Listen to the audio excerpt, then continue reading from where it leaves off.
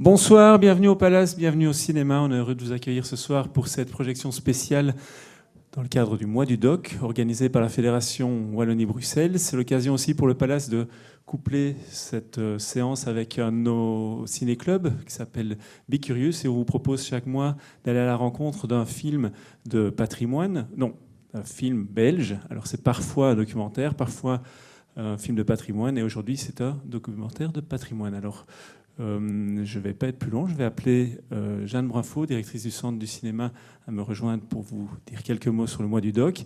Et j'invite également Patrick Lebout, Michel Cléfy et Pauline Beny à venir sur scène. Vous pouvez prendre un micro là-bas. Est-ce que ça marche? Oui.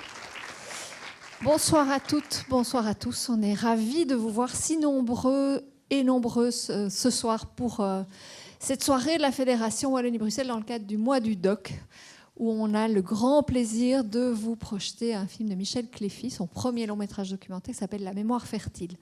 Alors le mois du doc, c'est quoi? C'est un mois de promotion du documentaire en Fédération Wallonie-Bruxelles.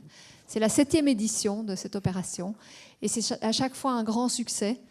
On projette ce mois-ci, ça a commencé tout début novembre, ça se terminera fin novembre, donc il reste encore 15 jours devant nous. On projette 156... Non, on ne projette pas 156 projections. On organise 156 projections de 96 films dans 109 endroits différents. Alors ça, c'est important parce que l'idée du mois du doc, c'est quoi? C'est d'aller mettre du documentaire partout. D'en mettre dans les salles de cinéma, bien sûr, mais d'en mettre aussi dans les bibliothèques, d'en mettre dans les maisons de quartier, d'en mettre dans un centre de détention, dans une association qui s'occupe des SDF, que chaque opérateur local qui est intéressé et qui sait que son public aime le documentaire, puisse lui projeter du documentaire. Et ce sont les opérateurs eux-mêmes qui décident de ce qu'ils vont offrir à leur public afin que finalement les films qu'ils leur proposent soient les plus appropriés et les plus à même de les intéresser. Alors c'est une opération, donc, comme je vous l'ai dit, qu'on mène déjà depuis plusieurs années, qui fonctionne bien. Elle fonctionne bien aussi parce qu'elle est couplée avec l'apport des télévisions, puisqu'il y a aussi du documentaire sur la RTBF, il y en a aussi sur Proximus, sur BTV. Les plateformes aussi qui se sont jointes à l'opération, je pense à Sooner ou à Avila. Des podcasts et puis des rencontres, parce que le mois du doc, c'est pas seulement projeter des films, c'est aussi pouvoir rencontrer les cinéastes. Et ça, c'est vraiment une grande volonté du Centre du cinéma, c'est de rappeler que le documentaire, pour nous, c'est essentiellement du documentaire de création, c'est-à-dire du documentaire avec un point de vue de cinéaste.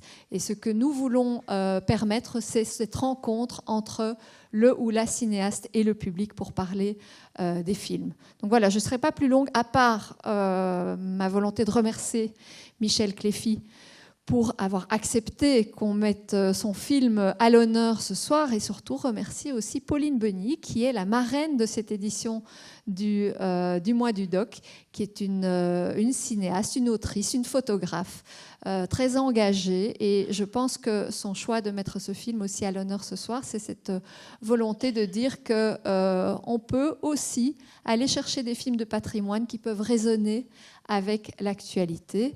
Donc je vous remercie. Je remercie Patrick Lebout également pour sa future modération, puisqu'il n'a pas encore pu ouvrir la bouche. Et je remercie mon équipe du Centre du cinéma, et tout particulièrement Fatmir Blackache, France Delpar, Laura Lanchino, pour tout le travail fait pour que le documentaire de la Fédération Wallonie-Bruxelles puisse rayonner de la sorte. Je vous souhaite une belle soirée.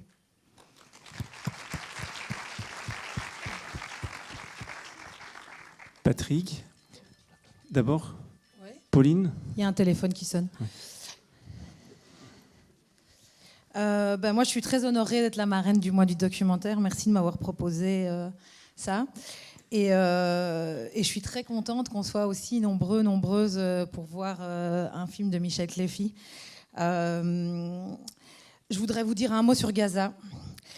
J'ai lu récemment un entretien de l'historien israélien Amos Goldberg. Ça fait plus de 6 mois qu'il accuse son gouvernement de commettre un génocide. Et il disait « c'est un génocide car Gaza n'existe plus ». Et cette phrase, elle tourne en boucle dans ma tête. Elle me terrorise en fait, cette idée. Gaza est un des endroits où j'ai préféré travailler. J'ai été tellement bien accueillie, avec beaucoup de gentillesse et de soins, malgré les conditions de vie. Et il y avait beaucoup de curiosité pour l'autre et une douceur de vivre, malgré le fait de se trouver dans une prison à ciel ouvert. J'y ai noué de véritables amitiés, dont Islam, un Gazaoui qui a appris le français tout seul à Gaza, qui est assez incroyable. Et Islam, ses 4 enfants ont été assassinés le 21 octobre 2023 par l'armée israélienne. Islam, il me dit qu'il n'y a plus rien à Gaza, que je ne reconnaîtrai rien là-bas, et que Gaza n'existe plus, donc il partage ce constat. Mais moi, je ne peux pas m'y résoudre, et je me dis qu'à notre niveau, d'ici, il nous reste les histoires et la culture pour faire continuer d'exister Gaza, que quoi qu'il arrive, la Palestine continuera d'exister dans nos cœurs et dans nos récits, et que ça, on ne peut pas nous l'enlever. Et c'est pour ça que c'est vraiment une grande fierté que ça soit ce film qui soit projeté aujourd'hui, vraiment, et qu'on le voit tous ensemble, là. Et puis vous pourrez en discuter avec le réalisateur, et c'est quand même vraiment trop cool. Voilà, je vous souhaite une bonne projection.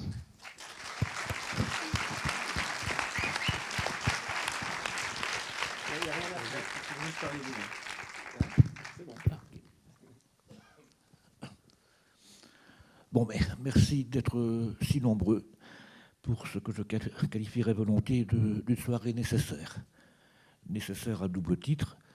Nécessaire d'abord, et c'est l'occasion, le mois du documentaire, de réaffirmer fort, encore et toujours, la nécessité de ce cinéma, de rappeler que le cinéma documentaire fait partie intégrante du cinéma, qu'il est même peut-être sa partie aujourd'hui la plus vive, la plus imaginative, et nécessaire dans ce contexte, parce que le cinéma documentaire est peut-être l'unique antidote qui nous reste à ce flux d'images audiovisuelles qui nous baladent par tous les ports et les supports et qui nous laissent trop souvent sans distance, sans recul, comme dans un état de sidération, on se sent impuissant, comme une espèce de lapin qui, sur une route nocturne, serait aveuglé par des phares de voiture. Le cinéma documentaire, c'est l'inverse. Soirée nécessaire aussi, vu la gravité de l'état du monde, et en particulier ce qui se passe non seulement à Gaza, mais on oublie de dire aussi qu'il y a la Cisjordanie. Tous les regards sont braqués sur Gaza, mais tous les jours, il y a des exactions des colons israéliens en Cisjordanie. Alors, soirée nécessaire pour se poser cette question, on se sent impuissant, oui, mais que peut le cinéma ? Voilà une question que nous débattrons tout à l'heure avec Michel.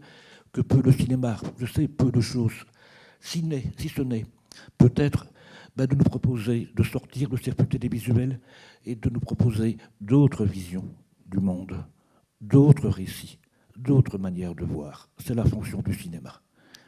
Alors, on présente souvent dans l'histoire La mémoire fertile comme le film fondateur du cinéma palestinien, je pense que c'est vrai, mais je suis très touché et très, très ému par le fait que ce film fondateur d'une cinématographie soit porté par 2 corps de femmes.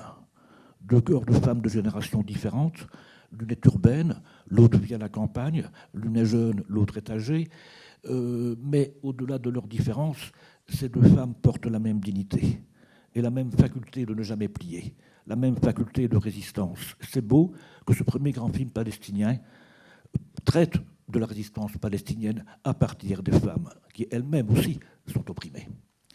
Et enfin, film palestinien certes, mais aussi film belge un peu, sinon beaucoup. Je tiens à rappeler que Michel Cléfy n'est pas une exception dans notre paysage. Dans les années fin 70, début 80, est apparue dans notre cinématographie toute une génération de cinéastes du monde arabe, mais vivant ici, des cinéastes nés de l'autre côté de la Méditerranée.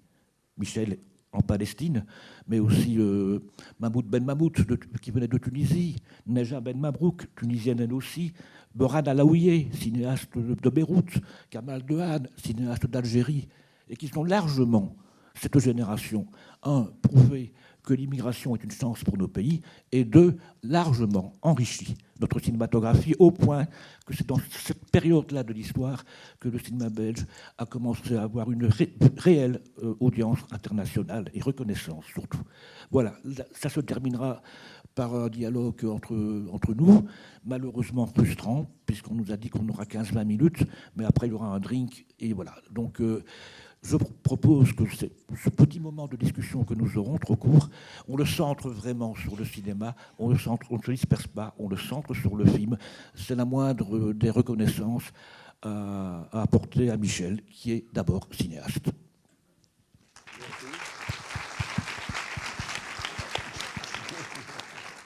Merci. Bonsoir, merci à vous, à votre présence, merci aux organisateurs, à la direction, à tout le monde. Au fond, en effet, je nie jamais que je suis un cinéaste belgo-palestinien, un cinéaste, bien sûr. Et la seule chose que je peux vous dire, c'est que dans tous mes films, j'avais toujours une vision de la Palestine, une volonté de montrer que ce peuple, il vit comme tout n'importe quel peuple dans ce monde, et qu'il a le droit à la dignité et à la vie, et il a le droit à être émancipé, et donc avoir, disons, sa part de cette magnifique lutte qui est pour la liberté. C'est-à-dire, nous avons tous lutté pour la liberté, on va continuer à lutter pour la liberté, et n'importe quelles armes qu'ils vont se jeter sur nous, ils ne vont pas changer notre volonté d'être des êtres libres.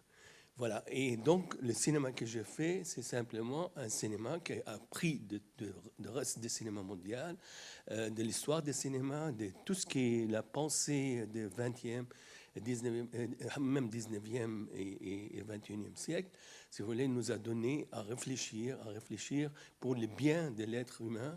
Et pour moi, c'était chaque film était une sorte de vision et de chercher simplement de montrer l'expérience humaine palestinienne. C'est ce qui m'intéresse, mais comme une sorte de métaphore de cette humanité, qu'il a des très belles choses, des choses magnifiques, et d'autre part, des choses vraiment insupportables. À tout à l'heure. Merci.